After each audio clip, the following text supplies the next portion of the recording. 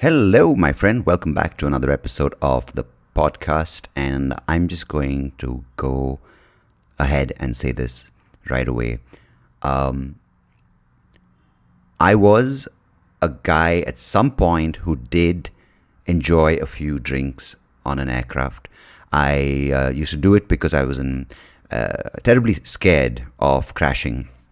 And I was one of those people who knew just enough about aeroplanes or airplanes or aircrafts, so I would kind of be a little jolted or a little startled by certain noises or certain dips in altitude or certain motions as a result of turbulence. So I wasn't well informed enough to say, you know what, that's exactly what's supposed to happen, or the plane is designed to handle that, or this is what you expect when you travel over certain parts during certain times of the year. So I kind of had just enough information to freak the fuck out, but not enough to be sensible about deciphering the inputs the aircraft would give me. I mean, I'm not a trained pilot. I'm not an aeronautics engineer. So I'm just one of those guys who reads online. I'm basically like all of you. I read enough, so I'm not an innocent or ignorant fuck. Because I get really annoyed when I used to get all sort of, oh god, it's going to crash. The person next to me is eating like aloo paratha and stuffing their face with food. So, especially the international flights, of course, Indian flights, they can't allow alcohol. And now we all know why. But the international flights, I used to have a few, just a couple before dinner, eat and sleep. And I never used to mix it with pills and none of that shit. But now I know why there are different rules, especially for Indians, and there are different rules for the rest of the world. And because wherever we go, we end up having these horror stories and we end up scarring the locals. A country like Thailand, terrified of Indians. Like, you might say, no, not my kind of Indian. No, they're fucking scared of all of us. Because of these kind of people. They go steal stuff from the room. They break the wash basin and nick that, going, well, why not? I paid for it. It's that sense of entitlement that I've paid for it, therefore I deserve to take it all. And yeah, we pretty much have unleashed not maybe all travel, but even 10%, 130 million odd people we've unleashed to the world. And we have fucking traumatized people. And this incident, of course, you know what I'm referring to. It's that lady, what is wrong with me? Octogenarians or septuagenarian, or a 70-year-old fucking lady. Can't I just say that? Why do I have to use big words when not required? But I wanted to because I don't septuagenarian. Well, let's create the scenario, right? Because, of course, our media does a horrible job of reporting facts which they're supposed to do, as opposed to making it sound like a fucking crime scene investigation on HBO or whichever fucking show the channel that show appears on. Gosh, the music. Gosh, the language. Gosh, that guy, the correspondent, couldn't even fucking string a sentence together in English. Why the hell are you speaking that language then, man? You're on news. You're broadcasting to people who are trying to get facts from your face, and you can't fucking string a sentence, then change the language or don't fucking be in the job. Sorry, a little bit of vent over there. Now, this lady, she's in business class, right? Of course. Now, a lot of us aspire to be in business class because that's where we think the most amazing and the most hassle-free and the most comfortable experience will be. Well, that's what we think will be something for us to enjoy on a long-haul flight. Maybe New York to Delhi, maybe New York to Bangalore, wherever the flight was taking her from to. She wanted to be comfortable. She may be leaving her kids and coming back home to spend a few months before she went back there again to take care of the grandkids. As, of course, most people who leave India and go abroad to follow the American dream, they're like, yes, I will go there, make it as an average person in suburban America, just be white. That's my aspirations. I will have 3 V's exactly, because they don't get the V's right. They get everything right. They get the package, they get the salary, they get the dream house, but they can't get the difference between a V and a fucking W. And they end up buying a VW, which is ironic because that's one car where you need to get your V's and your W's distinguished. Now, they probably got like a nice 7-seater SUV. The kids go to soccer games. The mom's a soccer mom. This guy sits on Sundays watching football. He's got barbecue with his buddies. He goes for baseball games with his son. He's got the perfect cookie cutter fucking life. Now, what they gonna do over there? They gonna enjoy, because in a few months when kids are born, they gonna call out, mama from India, come over, bring some chili pickle, bring over all the snacky knackies, and come for 6 months in this godforsaken place and leave the friends and the network you have back home? Because you got to take care of the grandkids, ma. You got to take care of the grandkids because we follow the American dream. We've got the green, baby. We got the green, and we got to make everyone know that we got the green, because back home we aren't just Indian, but the Indians who went abroad and came back, and we are earning in dollars. We work in IT, we work in tech, we work in Silicon Valley with a W. And of course, they got the green, they made the money, they got the credit cards, they got the points, they got to save up and travel business class. And they're going to send mama back in business class because that's how they assuage their guilt of calling the 70-year-old lady to come and change diapers and not enjoy her retirement in peace in a home, in an environment which she's happy in, with friends and places she can go and socialize. But now stuck in godforsaken suburban New York, where they have to wait for you to come back from work so you can take them out in your seven-seater SUV with a W made by VW, so she can just look forward to that one fucking hour in the day where son and daughter-in-law or daughter and son-in-law come home to take her to fucking Taco Bell or which other place you can mispronounce, or In-N-Out, or God forsake it's gonna be Red Robin, because man, you got a voucher with a W in today's news or on Costco.com. That's a membership you aspire to get. And now what's next? The average country club which every other fucking person goes to. But hey, wait, I'm jumping the gun, buddy. I'm jumping the gun. Now, mama's come taking care of the kids. Now you got to send her back in business class. She's about 70. We call her a septuagenarian, which a few minutes back we couldn't pronounce, but we got it right now. So we put her on a plane. Mom's like, fucking hey, I hate my kids. Now I just can't wait to get some nice sleep. Maybe a glass of red wine, which these kids never offer because they thought I'm an orthodox cunt who only eats curd rice and eats pickle. But no, I love Chardonnay, a nice vintage with a V, because I know my V's and W's, boy.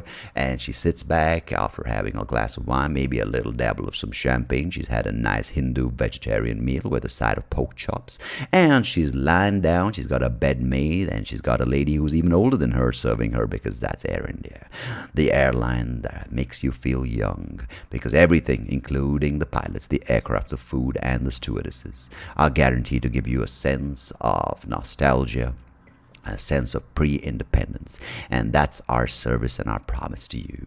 Well, now we've been tucked in, and Auntie is gone to sleep, and she's just chilling, having dreams of going back to whichever city. It could be the shittiest city in India, but it's still better than the goddamn fucking suburbs in New York, because New York is great, but the shithole that her son has moved to for that dream job at company, say let's like Wells Fargo, is just something that he could not let go of. And now he can brag to everyone from his classmates at MES College that he's the shit, and he's got t-shirts of I love New York, which he's going to bring for them, because that's all he thinks that Indians are impressed by. And the 7-seater SUV with a W made by VW. Of course, now the flight's taken off, and Auntie's gone to sleep, and she's enjoying her dreams that are induced by the wine and the champagne.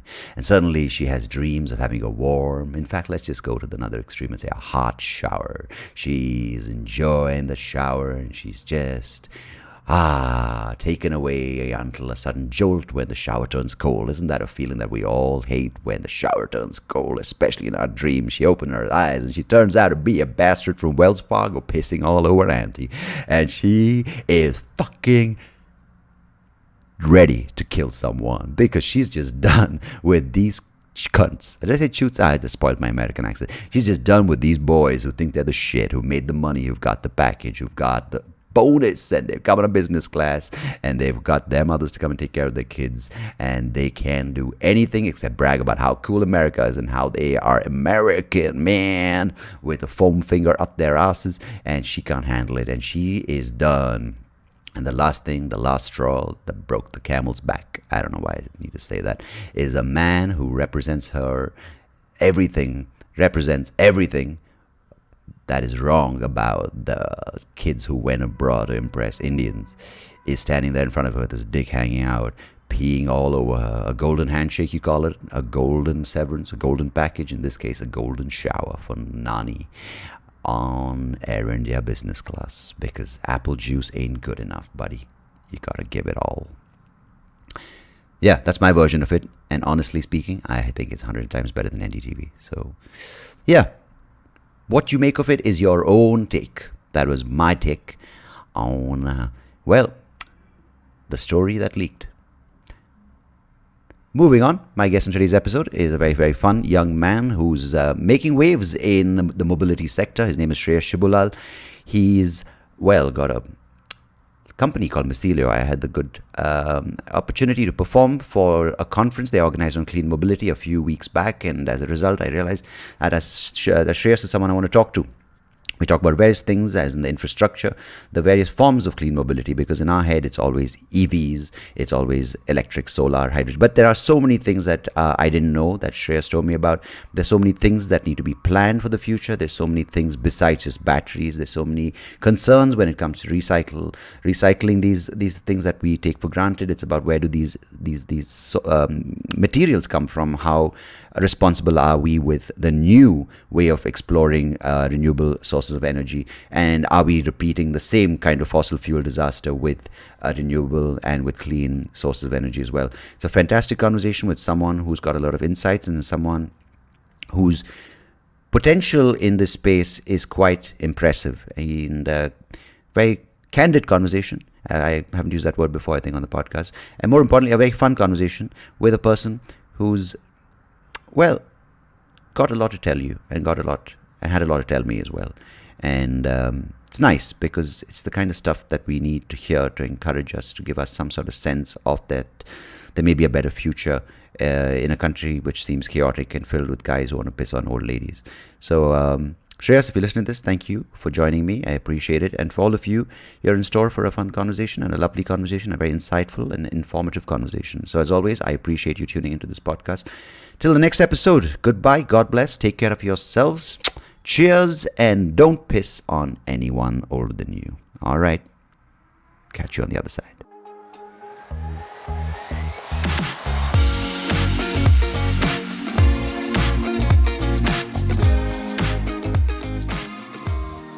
Shreyas Shibulal, welcome to the podcast. How are you this afternoon?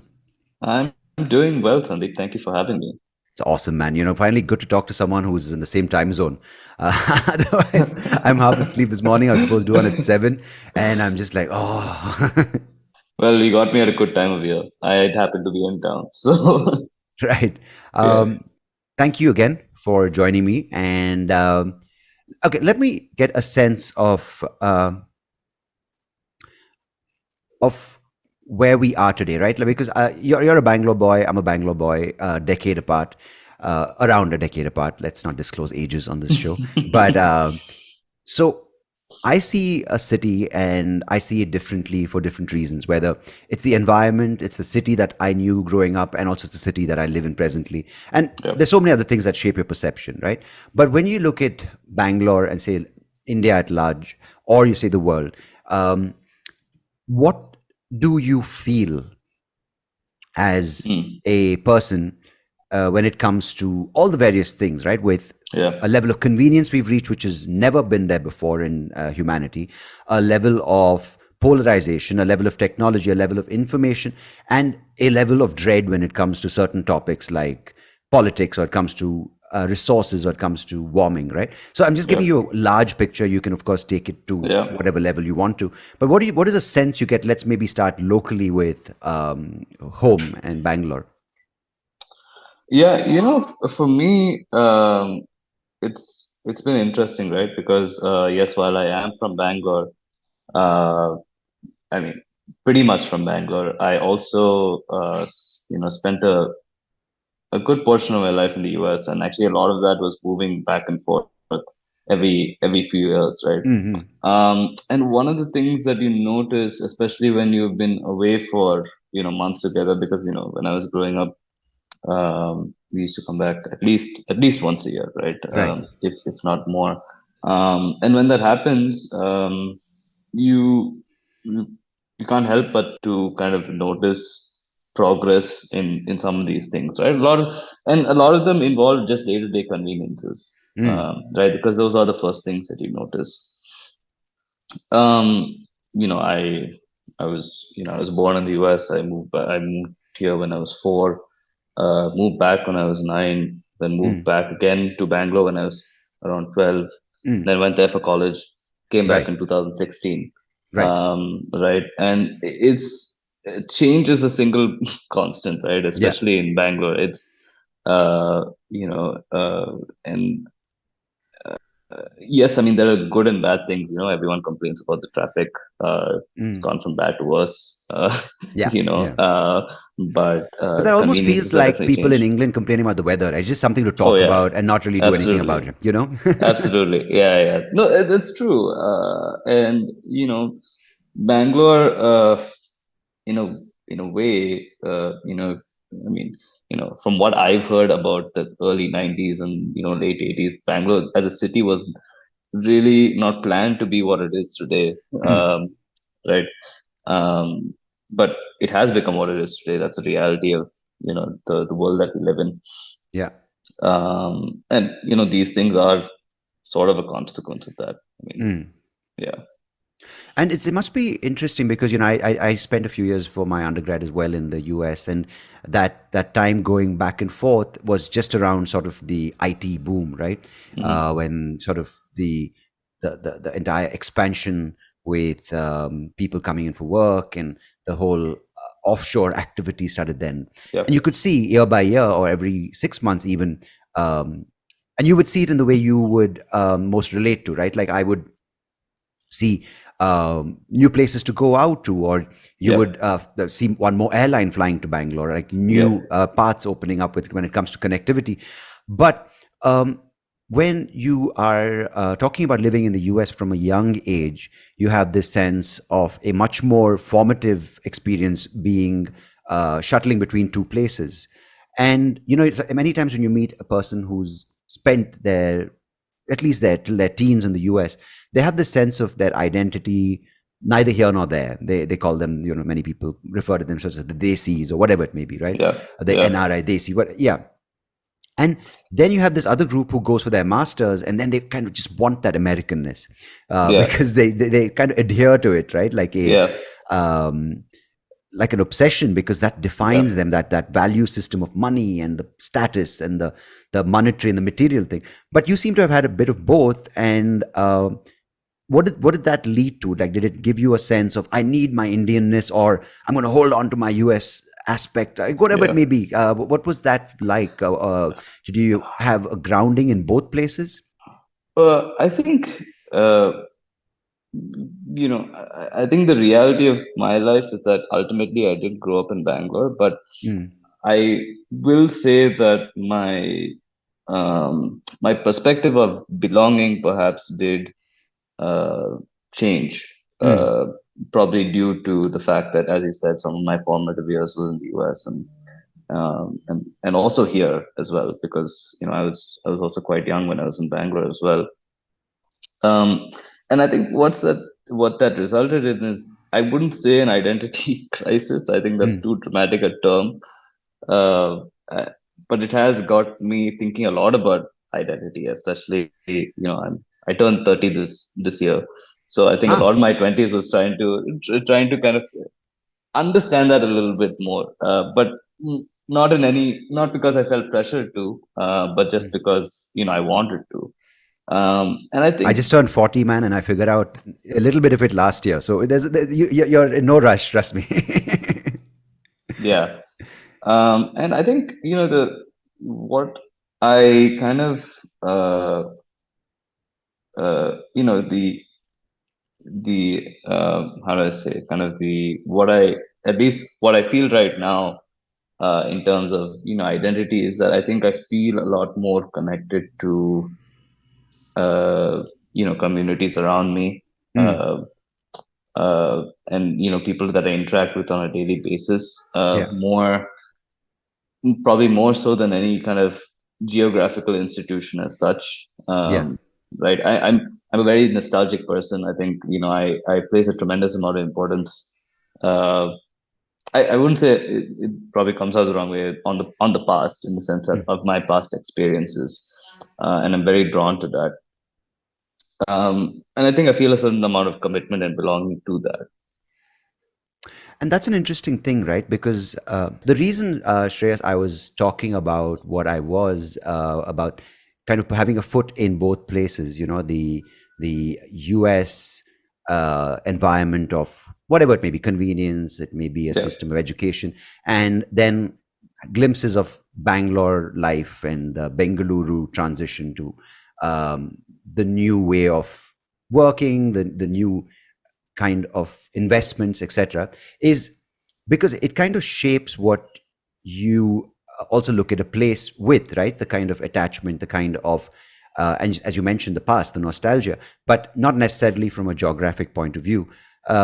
So when you kind of look at a place with that sense, uh, how did that lead you to where you are today? Let's say with Mm. um, the decisions you've taken with the spaces you're entering, because I do want to talk about the way you also kind of had this other thing to navigate, or rather the other sort of environment you were given to grow within. But let's just talk about this initial um, just the traveling part, and this sense of what you want to do with what you studied and apply it in this context.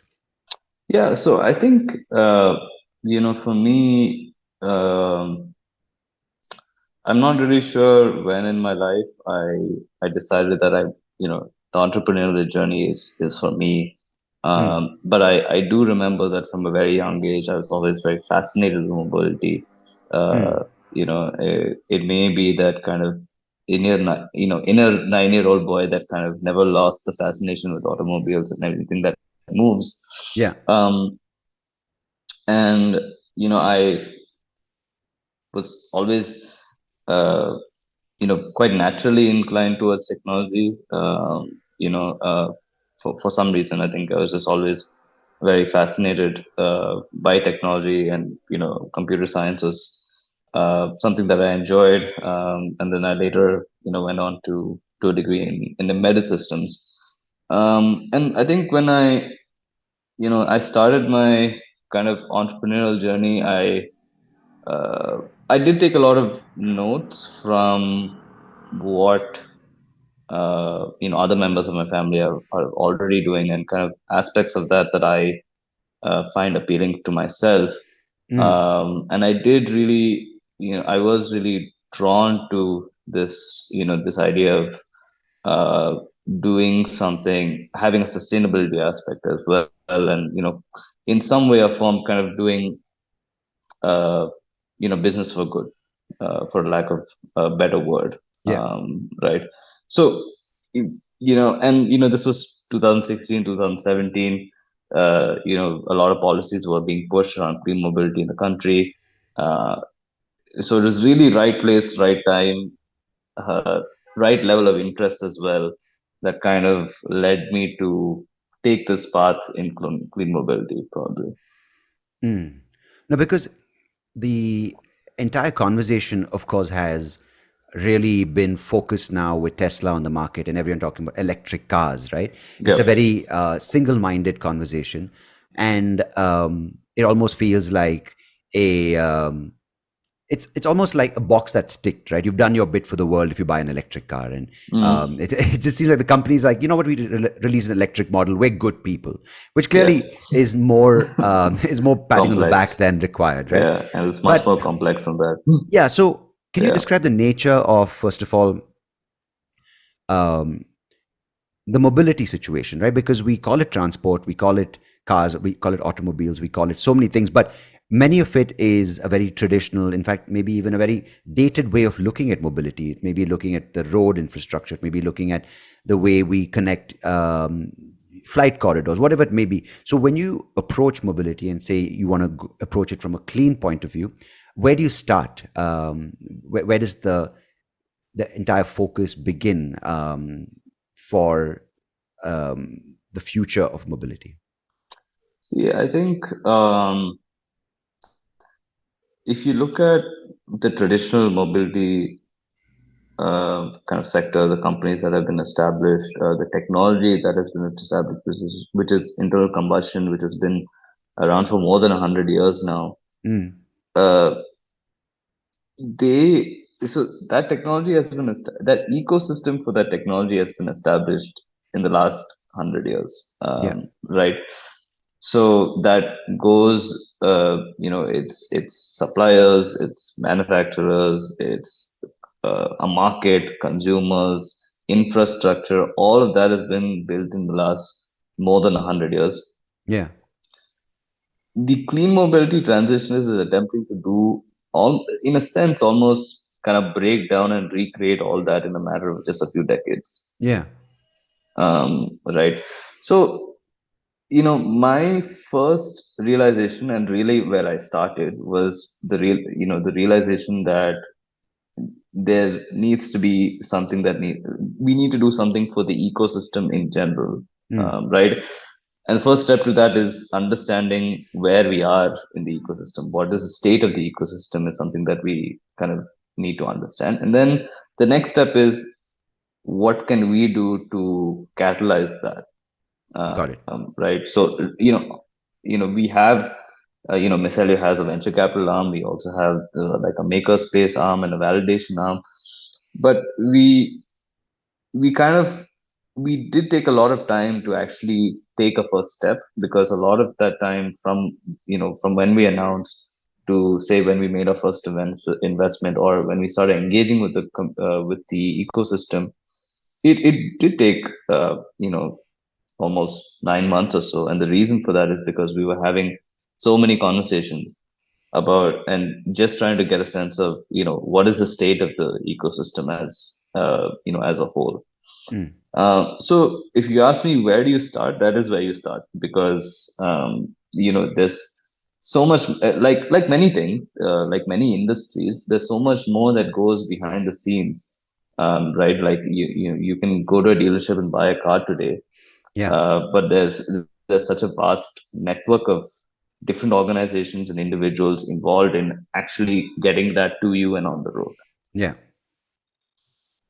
And a lot of it, like when we saw the semiconductor issue, everyone just like was spouting that again, right? Oh, semiconductor. I don't think anyone had a clue what a semiconductor and how that fit in a car was, but everyone was talking Yeah, about it. And the supply chains, of course, now are set across geographies, and many of them are, as you said, established for years. So when something like the pandemic hit and systems were shut down, it yeah, clearly showed like a breakdown in the supply chain, right? right, right. Um, but when you're working with something new where there is absolutely no pressure to succeed, or rather, when the odds are stacked against you in some way, going, yeah, you know what, let them try. It's cute. The effort is cute, right? That these clean solutions, and everyone's like, yeah, it's not going to work because there's too much of a lobby when it comes to fossil fuels, or when it comes to everything involved in in the surrounding structure of it, right? So when you are facing a problem which is quite vast, at the same time quite intricate in its nature, which is breaking down old ways of thinking, breaking down old systems, but at the same time you have this marvel of technology being introduced in ways which it never was. It must be quite fascinating, right, to work in this space right now. I mean, yes. I mean, it is fascinating, because uh, there's a lot of kind of from scratch work happening, Mm, right? In the sense that you really have to, you know, uh, you really have to start from scratch and build something. And actually, that is probably why there's been such, because ultimately, I think that is what most entrepreneurs look for, right? They want to build something from the grounds up, yeah. right? And I think that is why clean mobility in particular has been attracting a lot more entrepreneurial spirit in the last couple of years, right? Because you Mm, have that opportunity to actually start from scratch, which is, I'm sure there are a few other industries, emerging industries now, that gives you the same opportunity, but there aren't that many, mm, right? So it is, and you said about, the odds being stacked against me and lobbyists and all that. I think that definitely was the mindset. At least, I remember when I was first kind of embarking on this and trying to figure out what to do. I definitely had few conversations with people, being like, this is never going to happen, yeah. right? Um, but we. But it seems like that mindset has changed almost completely, at least with regard to India, because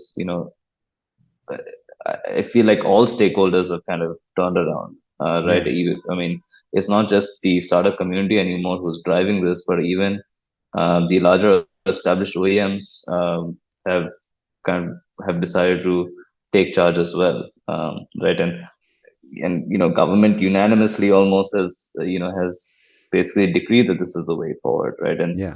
battery electric is one part of it. They're also looking at hydrogen. So it is changing. It is definitely different than what it was 2016, 17. Yeah. Because I think it's almost, when I said vast, what I meant is you, when people, especially now, are being told about startups and unicorns and all these big words, again, like catchphrases, it's a very short term idea that they are sold, right? That you turn around and you hear these stories of millionaires and billionaires. But when you approach something like this, it is a way which is going to shape a lot of what, not us maybe, but people who are 30 years younger than us will take for granted as a way of life. So Mm, when you kind of embark on planning for this, because you mentioned, right, we spoke about Bangalore, and we spoke about how it wasn't a city that was built for this scope of growth and development, but yep, clearly it happened. The development right. was thrown at Bangalore, and Bangalore, not as a person, but as a place being governed in the mindset that it was, couldn't handle it. Mm, It just sort of fell apart at the seams. right. So when you prepare for something like this, of course, it's not all on your head, but you are a contributor at this point, and a large Yep. one at that. What is the mindset that you kind of employ? Like, do you think of things that don't exist and make sense right now in today's context? Like, if you said it to someone today, they'd be like, "Are you crazy, man? That can't happen." Or do you pander to today, hoping that it will evolve with time? So that's that's an interesting question because um, see, I with everything that I'm doing, I I kind of avoid that categorizing us as an EV company. I've Yeah. always been kind of very particular that we're a clean mobility company, Mm. right? And what that means is that today, the from whatever is available to us today, battery electric seems probably much cleaner than internal combustion, Mm. but that is by no means stating that it is clean, Yeah. right? And if we don't look at the mistakes that we made in the past and try to do something about it with this new technology, it's very likely that we could end up in probably not the exact same crisis, but maybe a similar crisis, Yeah. Yeah. right? And one example of that is what do we do about battery recycling, Yeah. right? How do we avoid having stockpiles of uh, dead, potentially toxic batteries, Yeah. just lying around? And so that is something that's definitely on my radar, right? In terms of how do we account for this issue? I think it should be on everyone's radar, at least in this industry. And I think it has the potential to become, a fairly large business sector as it is, which is just Second Life for batteries. Yeah. So you take as many learnings as you can from the past, right? But I wouldn't claim that battery electric uh, vehicles, what people today generally categorize as electric vehicles, are necessarily completely clean. They are cleaner.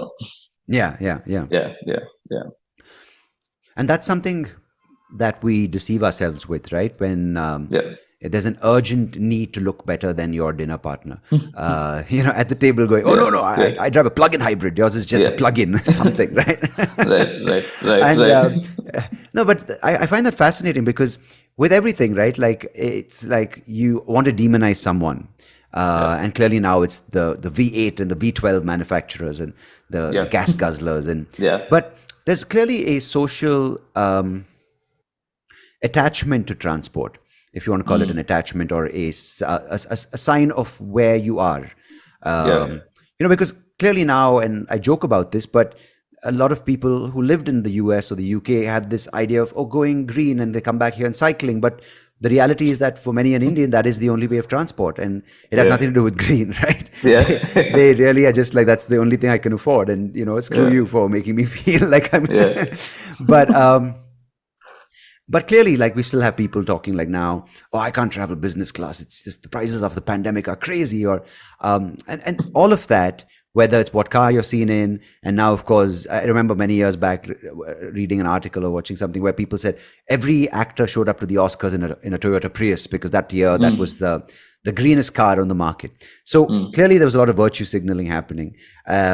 So there is a lot of, and as you said, you as a young boy, I even though for the past 30 years couldn't see, I still was so attached to reading up the stats on a 911 Porsche Carrera or whatever it may be, Right. because it was the man thing to do, right? Mm. Mm. Hearing, like, on Sunday mornings, if you're in Bangalore, you hear these guys revving their Ferraris and getting stuck on a speed breaker. It's glorious, right? Mm. But how do you take that into consideration? Because you're not thinking of only EVs, right? You're not thinking of the Tesla Roadster or the coolest Yeah. next option, but you're Yeah. thinking of mobility. So you Mm. also have a lot of freedom there to make the new kind of mobility, not be it a four-wheeler, a three-wheeler, or a two-wheeler. But maybe what are our options as we stand today, talking with the present technology, with the present infrastructure? What are the mobility options we have? See, I think, and I'll probably just talk about the Indian context, right? Yeah, Because I think it's probably has a little bit less awareness than even like the Western context, which is predominantly just four wheelers, and a few two wheelers, but not that many. mm. 70% of the vehicles on the road today are two and three wheelers, right? Yeah, And that accounts for probably this is probably 2018 2017 statistics, but accounted for maybe two-thirds of the crude oil imports, right, that we as country have, right? that's crazy. Yeah, yeah. Yeah. That's So it's crazy. uh that's kind of the level of consumption, right? So I four-wheeler penetration, it's still relatively low. I wouldn't say it's very low. I mean, obviously, it's a large country. We have many vehicles on the road. We have a lot of four-wheelers as well. Yeah, It is growing, right? So you asked about kind of the options that we have with the current technology, right? yeah, See, I think one thing is that people see, first of all, this whole thing about range anxiety, people need to understand that. I mean, yeah, I'm not trying to preach, but like yeah. it's 80% of the trips that that people take in India are less than 10 kilometers, Mm. In right? distance and speed. Well, depends on which city, but Yeah, yeah, yeah. So, but it's 80% is less than 10 kilometers. So then, yeah. but let's put that statistic aside, right? Even if you're Mm. talking about a two and three wheeler, it's quite rare that you go for.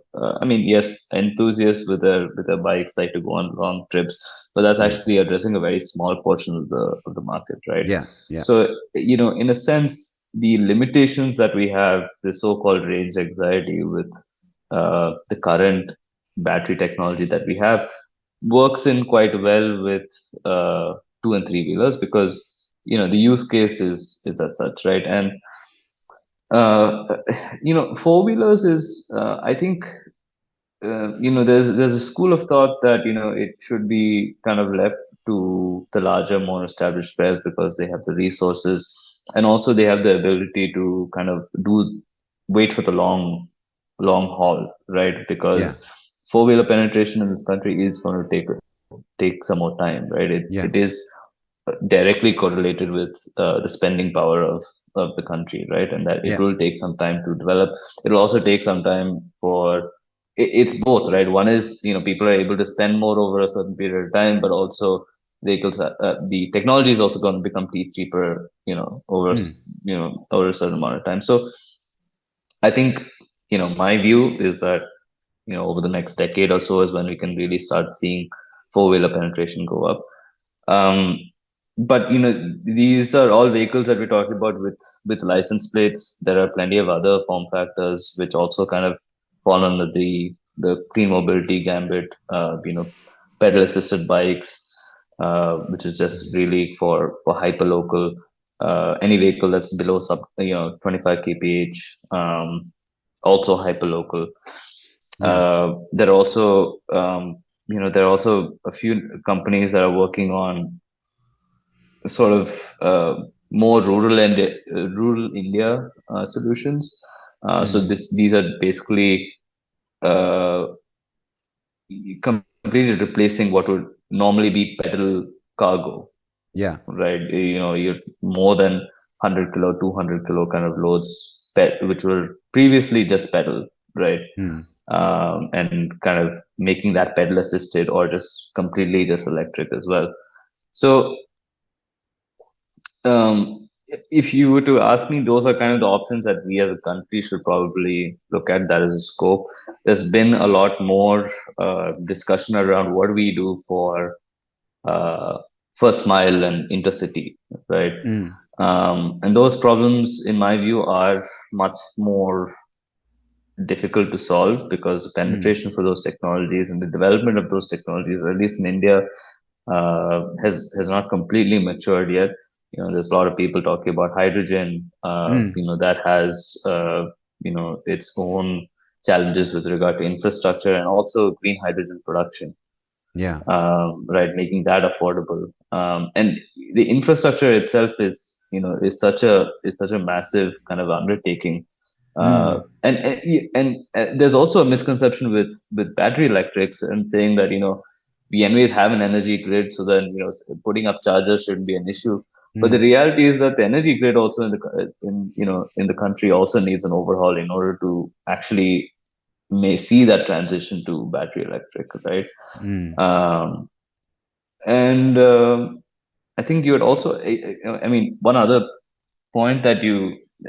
interesting point that you made was that vehicles as a status symbol, Mm. or kind of as a tool to kind of show the world that you're green, right? Mm. My view is that it's as a company that's kind of invested in the space and who has a vested interest in kind of in ensuring that more consumers adopt towards clean mobility. It's unrealistic to assume that everyone wants to be uh, an eco warrior, Yeah. right? Because um, I don't think that's a realistic assumption to make for multiple reasons, but Yeah. it is also just the reality, right? So it's unrealistic to say that okay, people are going to adopt EVs because they want to save the planet. I Mm. think realistically speaking, the percentage of people who actually would do that is probably quite small, Yeah. right? So I would say people should adopt to EVs. Well, the strategy that one should embark on is that people should adopt your product because it actually adds value to their life in some way Mm. or form, right? Mm. Part of that is a status symbol, right? Mm. Which has nothing to do with being green, but just having a vehicle that you're proud of, right, and Yeah. which is desirable. Yeah. So that is definitely part of a strategy to adoption of clean mobility, making desirable vehicles. Yeah. Companies like Tesla have done that, immensely well. Mm. That obviously we have a few examples in India as well. Um, but I think that is going to be a key thing. Like it's desirability and also utility. I think if you can get those things, I think then we would have cracked the consumption part at least. Yeah. No, Yeah. I think that's absolutely important, right? Because there is this human need to feel like they fit in or they Yeah. are celebrated for something that they do. And, I was talking to a guest on one of the other episodes. You might have come across his work, Harish Hande. He runs the Selco Foundation. And we were talking about a similar concept of how do you approach a problem, right? And they are working in the solar energy space. And the reason I bring him up is because he mentioned an interesting way of looking at this. He said we have this idea of a road network, an urban landscape, and we try to work a solution with um, addressing certain symptoms of the larger problem, right? Be it improving the surface of the roads, building flyovers, making the neighborhoods more green, or having whatever windmills in the backyard kind of thing. But if you reverse the way of looking at it and say, why are we even thinking of cities in this way? Why are people commuting from, say, JP Nagar to Yalahanka for work? And let's look at the problem of making it micro cities or micro areas where working and living from work are closer, or the need to travel is for, like right now, you can use whatever service out there and send, your boxers from Bangalore to Hyderabad for no good reason, just because you can, right? But Yeah. what do we actually need? And this sort of, I want to tie it into this idea of mobility, is why do we need to go, right? Even with the idea of holidays, an airline will say, hey, you have frequent flyer miles which are expiring in the next week, you need to get it, or bus tickets at 1 rupee, you should go there. So there is almost this need being driven home into people's ideas during festivals. They have to travel, or they have to go visit their family, or they have to go to Bangalore for work, or they have to go to New York for a business meeting. This idea of travel, and this sort of extends from what we spoke about earlier about social status, right? Is the idea of being constantly on the go is also attributed to some sense of success. And I find that quite curious. I mean, I want to just hear your take on that. Wow, that's an interesting one, and I don't think I've thought about that aspect too much. I mean, my first thought is that movement of goods is never something that you can do away with, Yeah. right? You can say that, so uh, this has nothing to do with goods logistics per se, Yeah. right? It Yeah. has to do with people moving around from point A to point B, and why that is required. Um, it's a tough one, because if you take different examples. I mean, if you just take, why do you need to go to office? Yeah. Each organization is going to have their different philosophy as to why you should or you shouldn't work from home, right? It's Mm. a hot debate these days, right? Yeah. Yeah. So, It's a hybrid. yeah, and both are made. I mean, both have good points, right? So it's difficult to answer that one. Uh, why do you need to go across town? Why do you need to live in Jaipur and work somewhere, that's far away? Uh, you know, can some of these problems be solved with good urban planning? Um, I don't know, because the other thing with well, my observation of zoning, even if you look at kind of zoned cities, or cities that have been very properly and meticulously zoned, is that there's always a residential area and then there's a commercial area, Mm. right? And they're kind of divided up like that. I'm by no means an urban planning expert, Mm. but I'm sure there's good reason for it, right? And it probably Yeah. has something to do with creating an environment which is suitable for human living, right? In a way that Yeah. you have your residential area, which is residential, right? And Mm. then you go into town to do shopping, or you go into town to work, right? Yeah. And maybe people enjoy that level of segregation in their life Mm. in terms of keeping these things separate.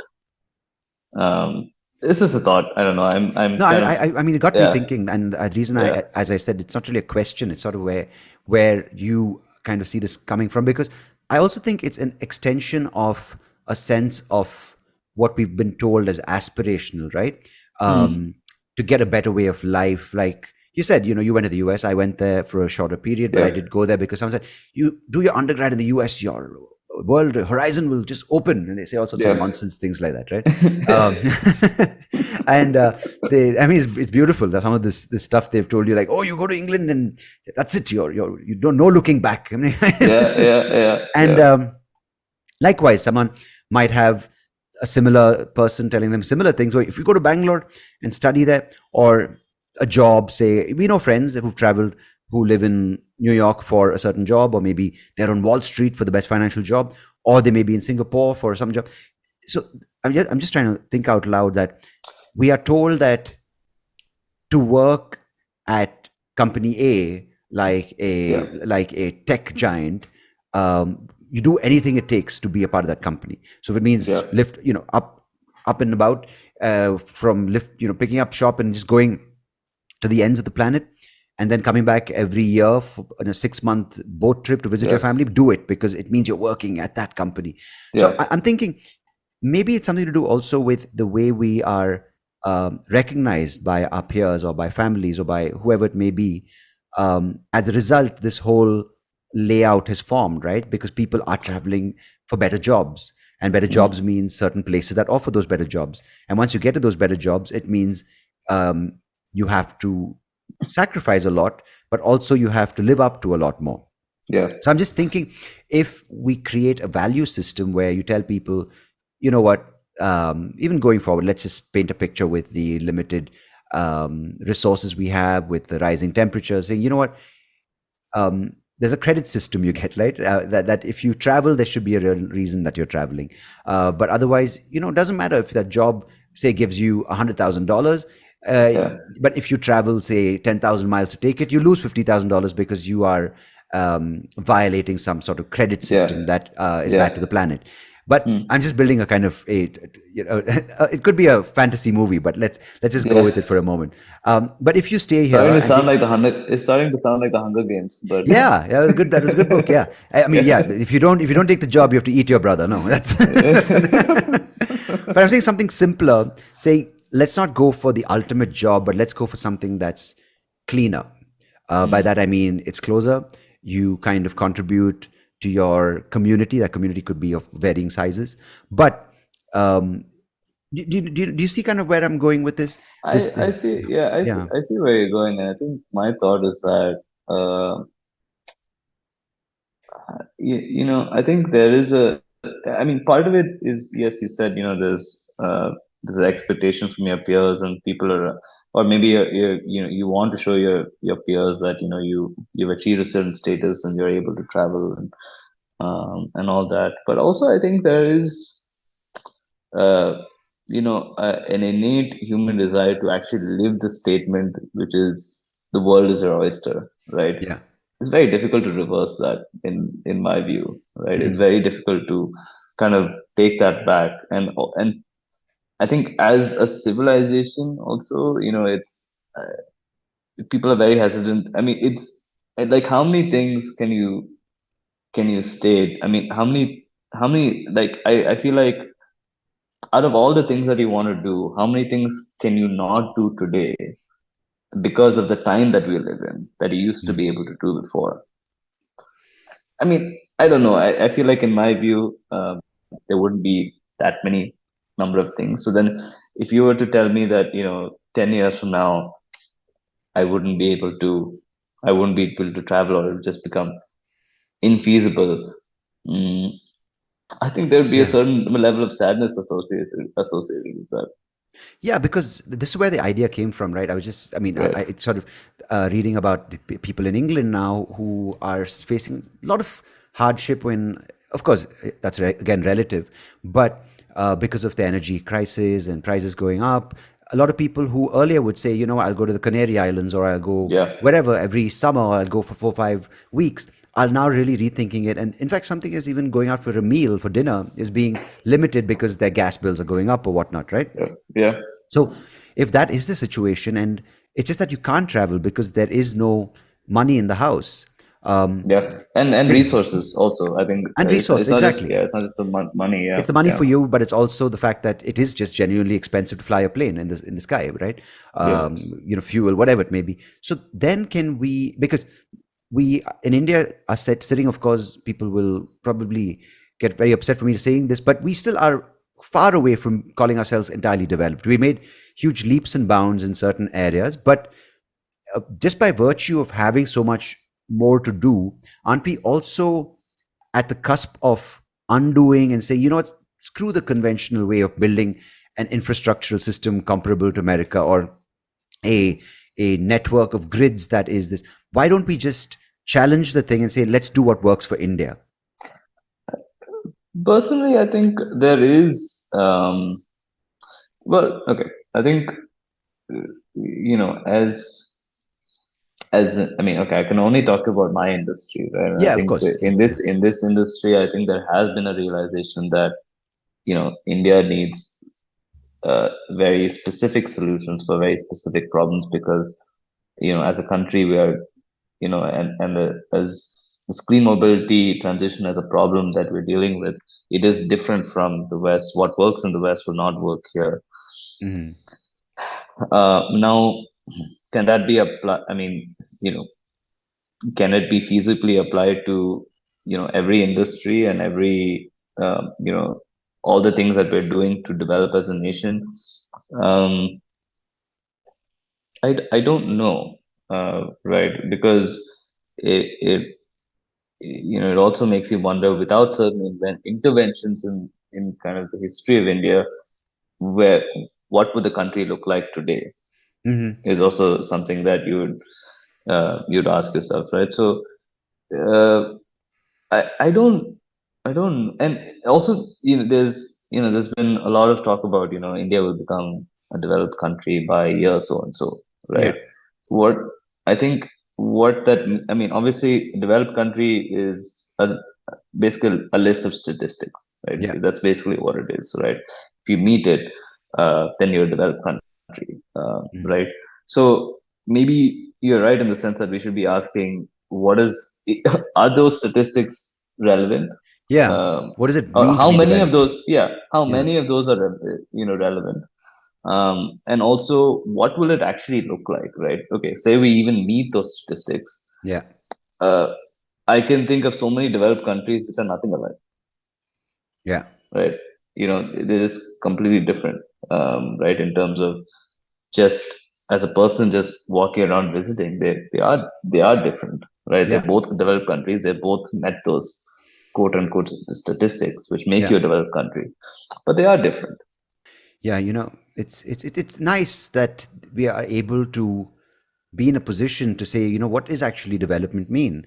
Yeah, Having malls, having international schools, and yeah, having Porsche, Ferrari dealers doesn't make you a developed city, yeah, because it might be the case in Dubai, but in Bangalore or in Delhi or in Mysore or wherever it may be in India, yeah, we have such a large pressure of people.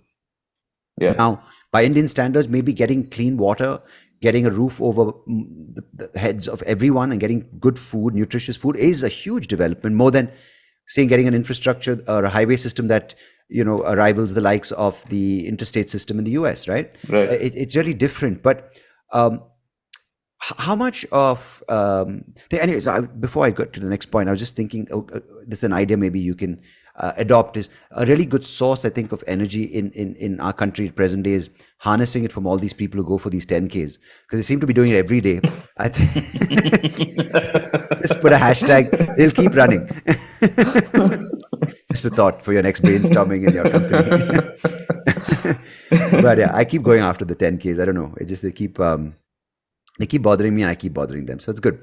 um, so okay, let's get back to this idea of the economics of it, right? When you say, I'm talking to my driver and he's like, oh, I want to buy the new electric scooter that's out there, and again he's like, oh, but I have to go take a loan, get into it, and I have to sell Yeah, my... So there is this whole um, aspiration thing of getting the next cool electric scooter in the yeah, popular... Let's keep the cities, because I don't know much about rural yeah, India, and also what um, fair... I don't make any unfair judgments or unfair um, you know um, kind of belief systems about what things are there. But like in Bangalore, where I live, people do want to get the electric scooter that's cheaper, because they're like, you know what, I charge it on my mobile charger and it's cool. I put my phone in, I put my bike in, and I'm good to go.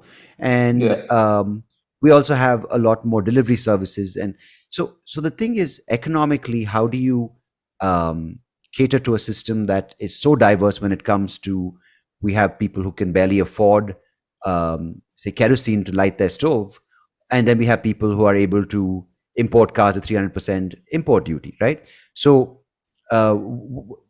when you're looking at that, what's the kind of things that you kind of encourage, because you're not entirely just building clean mobile options, but you're also creating an ecosystem for other startups, other people who are who want to be, no pun intended, but driven in this space to kind of come up with ideas, right? So what is the thing when you're sitting wearing that cap on? What do you Yeah. look for, or rather, what do you what do you? Sorry for going on about the question, but what are you inspired by, or what motivates you when you hear ideas like this? See, I think maybe I'll talk a little bit more in terms of the context of the investments that we make out of our venture capital arm, Yeah, right? Um, Spectrums of the, or two opposite ends of the market, right? yeah, Which is those who can import cars, and those who cannot even afford kerosene, right? yeah. And you can it is possible to have a sustainable, I mean, business model and run a business catering to one or the other, or both markets, or I Mm. mean, probably one or the other, right? I mean, you probably need, if you're a company, you probably, and you want to cater to both, you probably need two different business models, right? Yeah. But and one, if you to just look at kind of the ultra premium kind of market segment, you're talking about probably I mean, economically, it's low volume, high margin, right? That's the only way that you can make it Mm. work, Mm. right? And that also means limitations in terms of how much you can scale, Mm. right? But that being said, you'd probably still be able to uh, make make more than ends meet. You can probably make a profit. That is all true. I don't know if you'll be able to scale unless you go global. And there are definitely investors and entrepreneurs that do make uh, those kinds of business models work, and that is their bread and butter. I've definitely seen that. Mm. And then if you look at the other end, it is high volume, low margin, Yeah. um, right? And I think uh, I would say a lot of and that is probably, and those companies can scale because the market is that big, Yeah. right? And if you're looking at as an investor, as an institutional investor, uh, probably my thesis is a little bit more drawn to those kinds of companies, simply because from a investment standpoint, the multiples and everything make a lot more sense Yeah. with those companies, and probably a company where the market itself, because you have to how you look at it is basically, or just to, this may be an oversimplification, but Mm. you look at the size of the market in dollar terms, and then you assume that you can capture, reasonably speaking, you can maybe capture 10% of that, Mm. right? And that will probably determine some kind of evaluation, right? Mm. Mm. And if you look at both, the latter, which is kind of a little bit more mass market, makes a little bit more sense. But I don't believe that the same business model can be applied to both, Mm. because the needs of those two sets of consumers are vastly different. Mm. Right. No, because it is, as you said, it's a vast set of combinations to cater to, right? You Yeah. can have someone who wants to start out with this, but there's also like, oh, I want to get the bigger bike next year. So you need to have a product that's more expensive. So yeah, Yep. it's a fun kind of uh, thing to place to be, I think. And okay, I want to talk to you about where you are right now in life, because honestly, man, when I was 30 years old, I was sleeping off hangovers, and I really didn't have any of these ideas or thoughts. So I still am. Hey, come on, but fewer. It takes me a year to recover from a hangover now. But what sort of gave you, because you mentioned, of course, about growing up, but how much of this need to solve a societal I wouldn't say a problem, but to address a society and how it might look in a few years, and in fact more than a few years in case. with clean mobility, especially dealing with politicians. The word clean burns them, I heard. Anyhow, in 20, 25 years, you're looking at something beyond just today or just enhancing an existing idea. So how much of that way of thinking was influenced by your circumstances and also the people in your life? Um, See, I think, for me, uh, my family, and the people who have surrounded me are, tremendous uh, source of inspiration for me, Mm, right? And kind of setting the example for what I wanted to do, yeah. in my life. I kind of did take bits and pieces of kind of what I saw around me. We are almost a family of entrepreneurs slash philanthropists Yeah. today, right? Of course, I was born into extremely fortunate circumstances, and a circumstance of extreme privilege. I think, you know, for me, it was, and I think it is an innate human desire to do something that is meaningful. And I think, Mm, I can't speak for everyone, but I really wanted to be part of something that was bigger than myself. mm, Right. And from that context, you know, I did not want to be a quote unquote serial entrepreneur. Right. I wanted to commit myself to something that yeah. will really be there in the long run. Right. And Mm, I wanted to be part of that journey. mm, Um, and because of that, there are a lot of things that we do quite differently from, perhaps our other contemporaries today, yeah. right, who are also in the industry. I think we are quite different, from that perspective. Um, but I think, yeah, I mean, if you ask me, yes, I mean, uh, my parents have been uh, heavily involved in philanthropy, I think, and even kind of the business, the industries that we're involved in as a family office. There's Mm. always kind of a social responsibility angle, as well. So I think, yes, I mean, I think I have been tremendously influenced by them and my circumstances.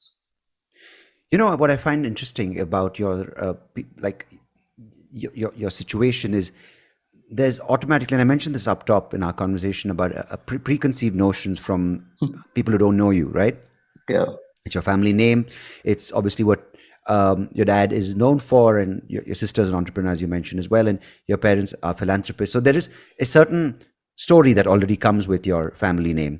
yeah, And as a result, people are like, "Oh, you know what? We already know about them. We read about them in the Hindu. We know about them." I don't know. It's always the Hindu. yeah, That makes these statements. I mean, nothing. yeah. I have no issue with the paper, but it's a joke. Hindu editor was listening to this right now, but it's a bit of a burden, right? To kind of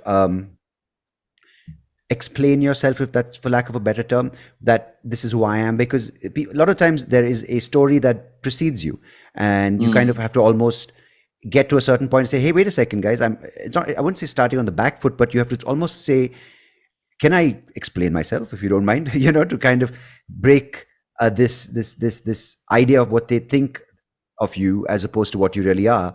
And to kind of follow up with that, there is obviously uh, that you do follow in the footsteps of your father or maybe your sister, and there, along with that comes this idea that on a personal front, internally, that you have to do something. Because I'm not assuming that you did feel like that, but I'm asking you, was there ever this pressure to kind of carve a niche for yourself and be known for who you are as opposed to as your father's son or your sister's brother, anything mm. like that? I think, I'll I'll answer both questions because they're both quite distinct. And I think the Yeah. first one is, you know, I don't think I ever really felt that much of a compulsion uh, to explain myself, right? In the Mm. sense that, I think you're right. It's a very peculiar reality of my life that people expect a certain thing, and a lot of the time they were surprised to find that it's something else entirely, right? Yeah. Um, and I wouldn't call it out as a negative, but Mm. it has just been kind of a fact of my life, right? Um, so building relationships with people, and people getting to know me.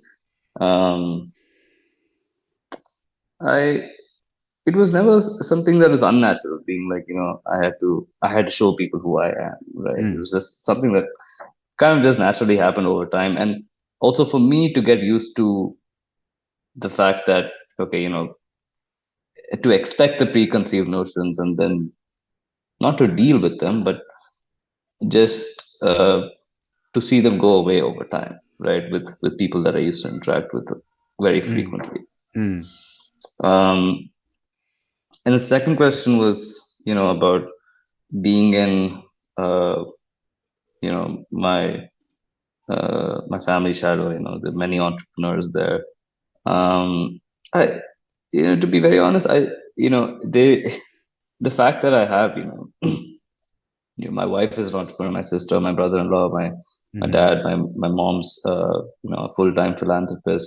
Mm-hmm. I, you know, first of all, I think there's a certain amount of pride that being associated with them, Yeah. and I do think they're a big source of uh, strength and guidance for me, right? Mm-hmm. And if you ask me, was there ever an innate need for me to kind of declare to the world that I am this, I am my own person, I have I but to be very frank, I don't think I ever I don't think I ever gave that much importance, right? I mean, Right. um, I mean, I love what I do, right? I understand that, and my view on kind of publicity and recognition is that ultimately it's only going to further my work, right? If it's not Yeah. going to further my work, then there's no point in doing it. Yeah. Right. So that's the only kind of recognition and publicity that I would ever want. Yeah. Um, and anything else that's a consequence of that, um, is great, but it's not something that I am really that focused on. Nice. I mean, was there ever a time you just like, you know what, you guys do all the work. I think you're doing a great job. I'm going to sit back and just go backpacking or play some video games. I think that's perfectly acceptable, man. I think, you know, uh, I have my days, right? In the Yeah. sense that, it's as, and I think any entrepreneur would have their days being like, man, like this is too much. And like, for me, yes, definitely coming, coming from a place of privilege, that I completely and that's why I have so much respect and admiration for, um, other entrepreneurs that come out of that uh, come from different circumstances from me. Is that, yeah, and is that in one sense, like, yes, that there is some degree of relatability, but in the other way, they've put their entire life savings as their Yeah. financial stability on the line, right? Yeah. And for me, that is not the case. I mean, if I try my best to make whatever I do succeed, but if it doesn't, it's not going to affect my livelihood, right? And I completely acknowledge that, and I that's why I respect so much the community of entrepreneurs that we have here. But Yeah. that also means that I have a responsibility to take that additional risk and also commit myself further, because I think at the end of the day, I think all of us as human beings have to balance. what we do for ourselves, what we do for our loved ones, and what we do for society. And I think coming from the circumstances that I have, I think I have to balance those slightly differently, maybe. Right. So Yeah. yeah. No, I think that's absolutely important to recognize, right? Because you might, and that's where I was coming from, because someone might look at two entrepreneurs and say, of course, Shreyas had it easy. Do you see his backing? But what they don't understand is that the kind of expectation or the kind of circumstance, it determines its own narrative for your story, which you are putting in place. And as a result, you might not have so much to lose, or you might have a safety net that the other entrepreneur might not have. But it's a story uniquely yours, and you decide to go that much further than the person, or for whatever reason it may be. And I think that's so important to recognize, and that's what I respect, man, because as I said, everyone has good days and bad days, and everyone has their own situation and circumstance that they're approaching life with. But I salute the work you do and the kind of passion you do it with, and the sort of the need to create a better tomorrow. And I'd love to, for the people out there, see a version of Need for Speed Clean Mobility sometime soon. For those of us in the generation who came from NFS, Oh, yeah, I I think could that'd be barely play. awesome. They banned me from the game. I think the company who made it, because I mean, come on, you can't see and you're playing our game and you kept crashing the car. I used to go in the wrong way, so clearly. Oh, no. No, but it's been a pleasure, Shreyas, having you on the podcast, and thanks for sharing your insights, your vision, and your ideas for a better city and a better world.